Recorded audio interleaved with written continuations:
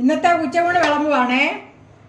കുക്കറിൽ ഉണ്ടാക്കിയ നല്ല ഇതാണ്ടാ വിട്ടിരിക്കുന്ന നല്ല സൂപ്പർ കുത്തരിച്ചോറാണ്. അത് വിളമ്പി കൊടുക്കാം.